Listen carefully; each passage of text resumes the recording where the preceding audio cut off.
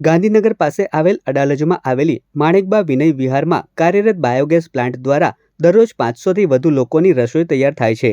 આ સંસ્થાએ વૈકલ્પિક ઉર્જાનો માર્ગ પસંદ કર્યો, તેથી તે આજે નિશ્ચિત છે।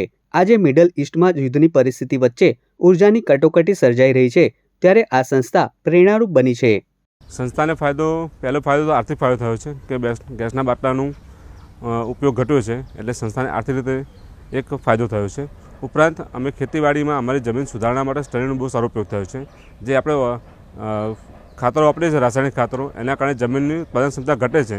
એના બદલે આનો ઉપયોગ કરવાથી અત્યારે અમારે જમીન પણ સુધરી છે અને પાક ઉત્પાદનમાં પણ ફેરફાર થયો છે। ગુજરાતમાં માણેકબા વિનય વિહારની જેમ અનેક સંસ્થાઓ ઇન્સ્ટિટ્યુશન બાયોગેસ યોજના હેઠળ બાયોગેસ પ્લાન્ટ ચલાવે છે।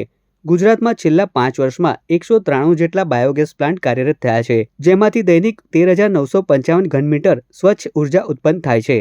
ઉલ્લેખનીય છે કે રાજ્ય સરકાર બાયોગેસ પ્લાન્ટ બનાવવા માટે સબસિડી પેટે 75% રકમ આપે છે। નોંધપાત્ર બાબત એ છે કે આવી સંસ્થાઓમાં સ્વચ્છ ઉર્જા તો ઉત્પન્ન થાય છે, સાથે જ સેન્દ્રિય ખાતર પણ મળે છે, જે રાસાયણિક ખાતરનો ખર્ચ ઘટાડે છે, ઉપરાંત જમીનની ફળદ્રુપતા પણ વધારે છે। આગામી વર્ષે ગુજરાતમાં વધુ 60 પ્લાન્ટ સ્થાપવા માટેનું આયોજન કરવામાં આવ્યું છે।